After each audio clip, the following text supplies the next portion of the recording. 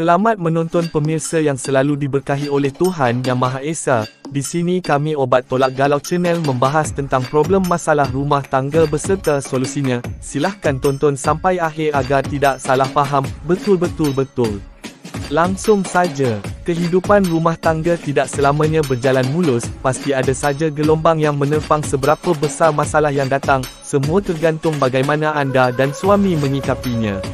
Komunikasi yang kurang bagus sering menjadi pangkal utama masalah muncul antara pasangan suami isteri. Banyak hal bisa menjadi sumber konflik dan menyebabkan sebuah persoalan dalam rumah tangga. Bahkan, masalah yang seharusnya tidak diributkan pun bisa menjadi persoalan besar yang tak kunjung selesai.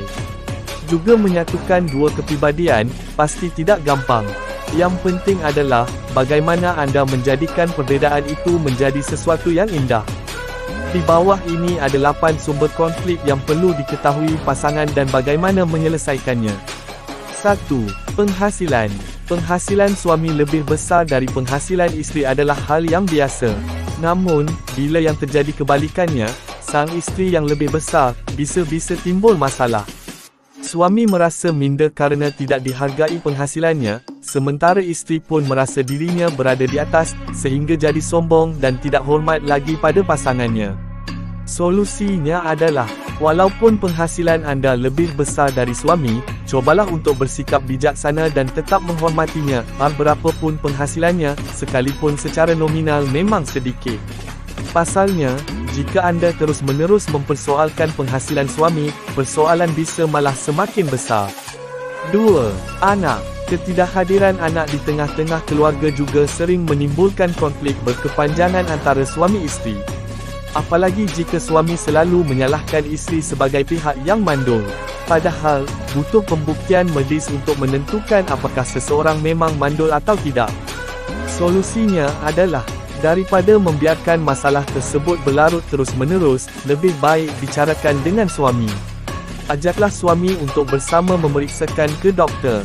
Jika doktor mengatakan bahawa anda dan suami sihat, berarti kesabaran anda dan pasangan tengah diuji oleh Yang Maha Kuasa. Namun, bila memang sudah bertahun-tahun kehadiran si kecil belum datang juga, anda dan suami bisa menempuh cara lain, misalnya dengan adopsi anak. 3. Kehadiran pihak lain. Kehadiran orang ketiga, misalnya adik ipar ataupun famili yang lain, keluarga kadangkala juga bisa menjadi sumber konflik dalam rumah tangga.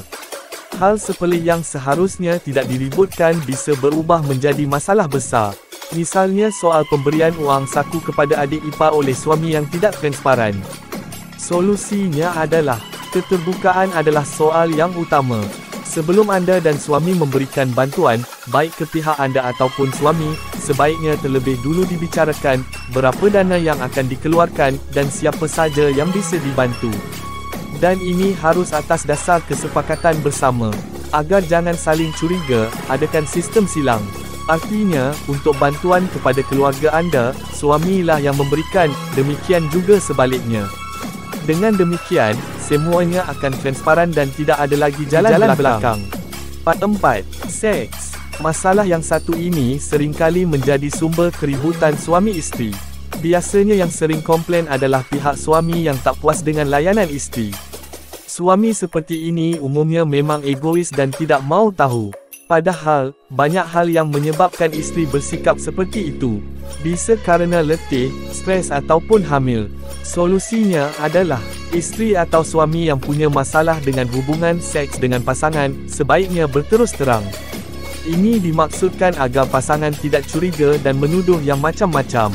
Ungkapkan saja keadaan anda, dan mengapa gairah seks anda menurun. Suami atau isteri yang baik pasti memahami kondisi tersebut dan tidak akan banyak menuntut, dan mencari jalan keluar yang menguntungkan kedua belah pihak. 5. Keyakinan.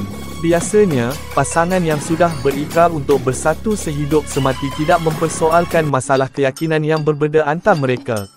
Namun, persoalan biasanya akan timbul manakala mereka mulai menjalani kehidupan berumah tangga. Mereka baru sadar bahawa perbezaan tersebut sulit disatukan. Masing-masing membenarkan keyakinannya dan berusaha untuk menarik pasangannya agar mengikutinya. Meski tak selalu, hal ini seringkali terjadi pada pasangan suami isteri yang berbeza keyakinan, sehingga keributan pun tak dapat terhindarkan. Solusinya adalah, kondisi di atas akan menjadi konflik yang berkepanjangan bila masing-masing pihak tidak memiliki toleransi. Biasanya, pasangan yang berbeza keyakinan, sebelum menikah, sepakat untuk saling menghargai keyakinan pasangannya dan membuat kesepakatan tentang anak-anak harus mengikuti keyakinan siapa. Nah, tetaplah pegang janji itu, dan cobalah untuk saling menghargai. Kalaupun di tengah jalan anda atau pasangan sepakat untuk memilih satu keyakinan saja, sebaiknya ini bukan kerana unsur paksaan. 6. Mertua. Kehadiran mertua yang terlalu ikut campur dalam urusan rumah tangga anak dan menantunya seringkali menjadi sumber konflik. Solusinya adalah, timbul rasa kesal boleh-boleh saja, namun tetap harus terkendali. Bila anda tidak berkenan dengan komentar ataupun teguran dari mertua, jangan langsung mengekspresikannya di depan mertua. Cobalah berfikir tenang, ajarlah suami bertukar pikiran untuk mengatasi konflik anda dengan orang tua. Ingat, segala sesuatu, jika diselesaikan dengan fikiran tenang, hasilnya akan baik. 7. Ragam perbezaan.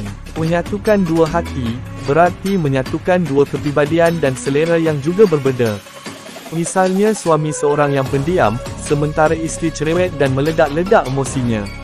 Suami senang makanan manis, isteri senang makanan yang serba pedas. Nah, kedua pribadi ini bila disatukan biasanya tidak nyambung, belum lagi soal hobi atau kesenangan. Suami hobi berlibur ke pantai, sementara isteri lebih suka berlibur di tempat yang ramai. Masing-masing tidak ada yang mau ngalah, akhirnya ribut juga. Solusinya adalah, perbezaan-perbezaan ini akan terus ada, meski umur pernikahan sudah puluhan tahun. Namanya saja menyatukan dua kepribadian. Jadi, kunci untuk mengatasi perbezaan ini adalah saling menerima dan mengisi. Kalau suami anda seorang yang pendiam diimbangi dengan jangan terlalu cerewet. Begitupun soal kesenangan, tak ada salahnya mengikuti kesenangannya berlibur ke pantai. Mencoba sesuatu yang baru itu indah, selain menghindari pertengkaran, anda juga mendapatkan pengalaman baru. 8. Komunikasi terbatas. Pasangan suami isteri yang sama-sama sibuk biasanya memiliki sedikit waktu untuk berkomunikasi. Paling-paling mereka bertemu saat hendak tidur, sarapan pagi atau di akhir pekan. Terkadang, untuk makan malam bareng pun terlewatkan. Begitu saja, kurangnya atau tidak adanya waktu untuk saling berbagi dan berkomunikasi ini seringkali menimbulkan salah pengertian. Suami tidak tahu masalah yang dihadapi isteri, demikian juga sebaliknya. Akhirnya, ketika bertemu bukannya saling mencurahkan kasih sayang, namun malah cekcok.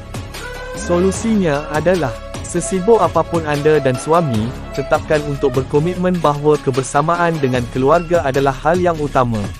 Artinya, harus ada waktu untuk keluarga. Misalnya sarapan dan makan malam bersama.